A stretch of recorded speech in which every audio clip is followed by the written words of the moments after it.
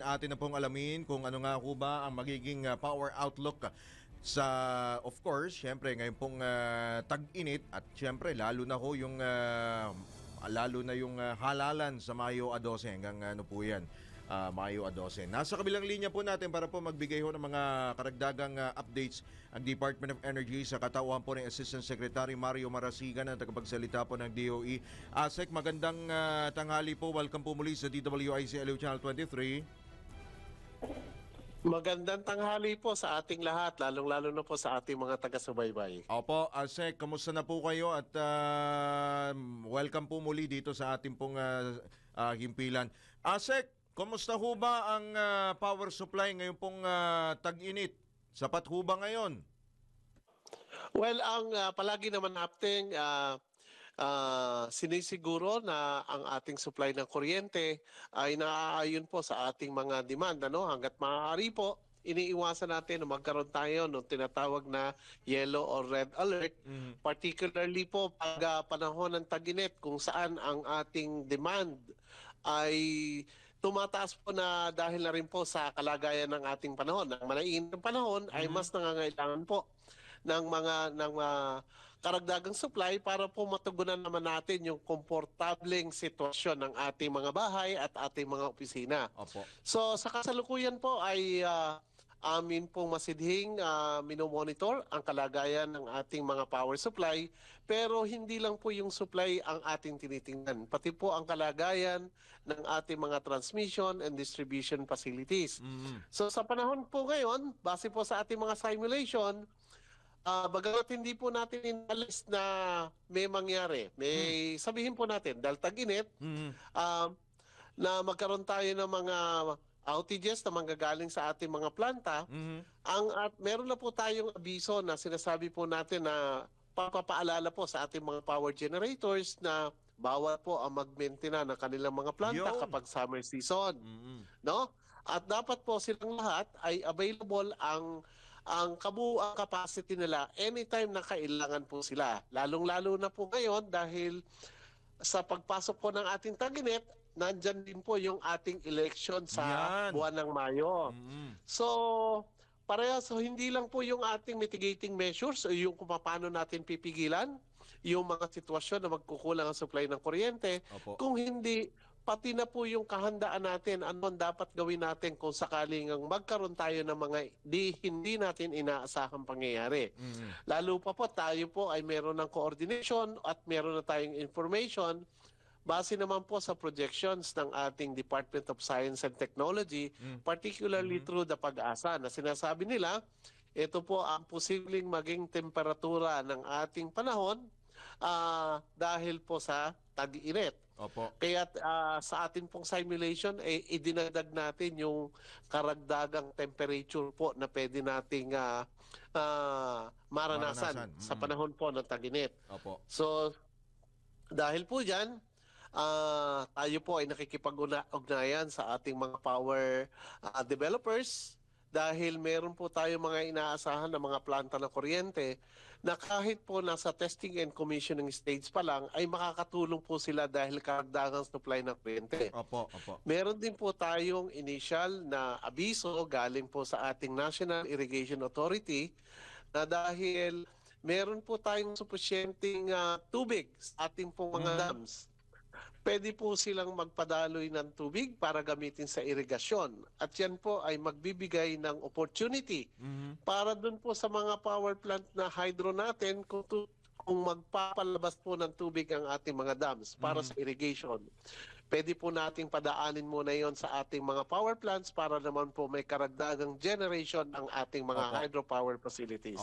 So pag pinagsama-sama po natin yan, ay maliit po yung ansa na nakikita natin na magkakaroon tayo ng yellow or red alert. Actually po, wala tayong nakikitang red alert, pero inihahanda na po natin yung posisyon natin ganyan, lalo na po dahil nga po sa eleksyon. Kung saan po, inactivate na po natin yung ating pong tinatawag na Energy Task Force on Election. Nagkaroon na po tayo ng pakikipag-ugnayan sa ating Commission on Election. Nagkaroon na po tayo ng identification ng mga yun pong mga importanteng facilities Mhm. na ginagamit ng COMELEC.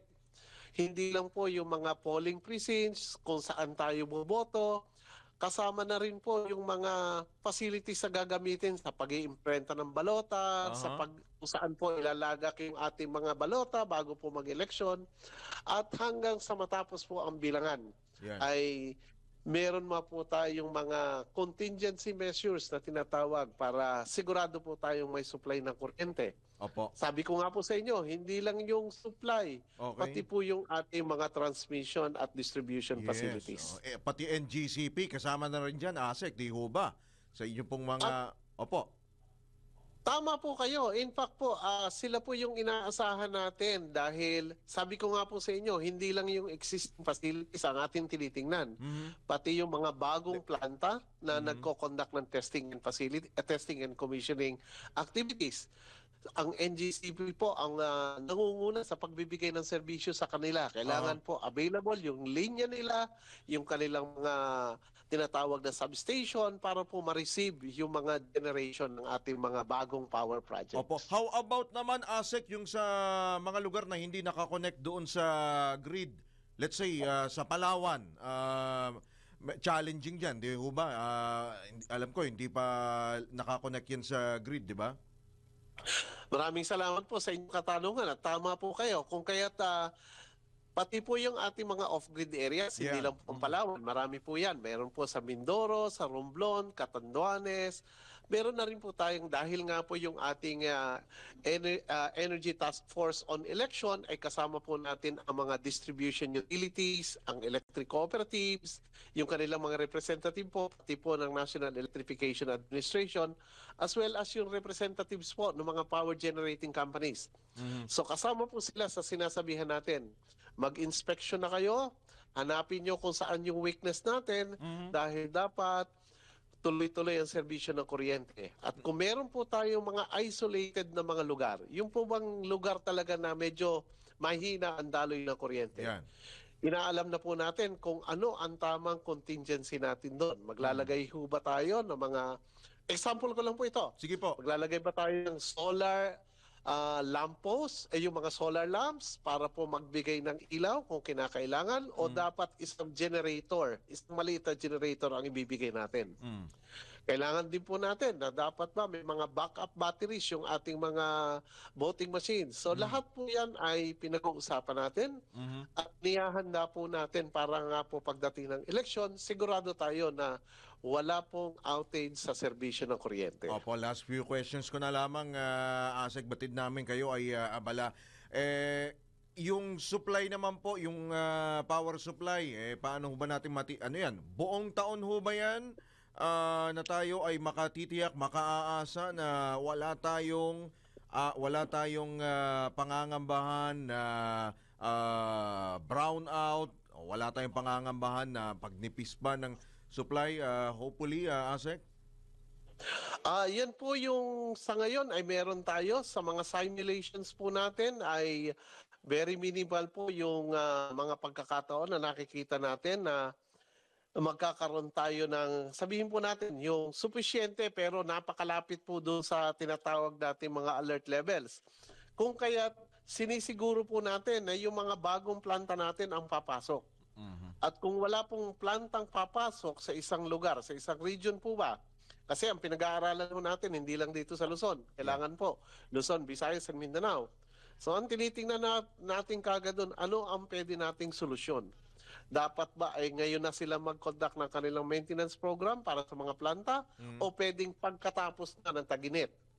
Ang isa pa po, tinitingnan natin is ano ang status ng ating mga transmission system at saka distribution facilities. Baka dahil tag-init yan, alam naman po natin, sa panahon ng tagulan, tumutubo yung ating mga halaman. Pagdating ng tag-init, natutuyo yung mga branches, humahapay sa ating mga linya. Dapat po yun, nalinis na. Mhm. So, kasama po yan sa lahat ng pinag-aaralan natin. At base naman po sa ating mga simulations, ay hindi po tayo nakakakita ng mga problema sa mga kakulangan ng supply ng kuryente. Mhm.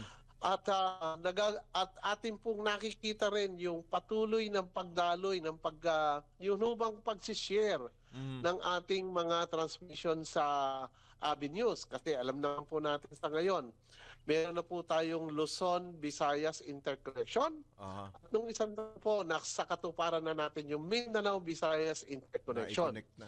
So, na-connect na po natin. So, kung meron po tayong kakulangan sa isang lugar, halimbawa po sa Visayas, dahil sa Visayas po, talagang napakatindi ng progress ng Visayas eh. So, lumaki po yung kanilang demand. Lalo sa So, Cebu. yung pong ating Mindanao-Visayas Interconnection Project ang nagbibigay po ng karagdagang supply sa Visayas primarily. At dahil naman po sa ngayon ay excess pa ang ating supply sa Mindanao. Meron pa rin pong mga oras tayo na pati po ang Luzon ay nagbabahagi sa Visayas. Alright. At kung kailangan naman po tayong magbaba ng konti ng ating supply, yung pong interconnection ng Luzon, Visayas at Mindanao, nababalanse po natin yung ating supply para po sa tamang pangangailangan natin. Alright. So, Opo. nakikita naman po natin lahat yan. Alright. Baka meron pa ho kayong mga gusto pong panawagan na ASEC marasigan sa ating pong mga consumer. At syempre, dun din po sa mga iba pong mga stakeholders, mga power generators, sa mga iba pa hong may kinalaman po sa issue na ito. Ay maraming salamat sir sa pagkakataon. So isa-isahin na lang po natin sa ating mga power generators. Sana po sumunod sila doon sa ating tinatawag na Grid Operating and Maintenance Program kung saan po naka-schedule yung mga maintenance program natin at yung pong ating ugnayan regarding sa dapat ang lahat ng capacity ay available ngayong summer, particularly during the election period. That's 1 week before and 1 week after the election. Kami po ay nananawagan na dapat po nandyan sila. Sa atin naman pong NGCP, System Operator, sana po ay patuloy ang ating magandang serbisyo ng pagpapatulay ng kuryente para po pagdating sa ating mga distribution utilities naman, dapat handa sila, nakapag-conduct na po sila ng kanilang mga clearing operations, malinis sa mga linya para patuloy po ang supply ng kuryente. Alright. Pagdating naman po sa ating mga konsumidor, patuloy po ang ating pananawagan sa masinop at tamang paggamit ng kuryente. Dahil yan naman pong pagtitipid natin sa kuryente ay hindi lang po yung mababawasan yung ating konsumo ng kuryente at makakatulong tayo para maiwasan nga po yung mga outages.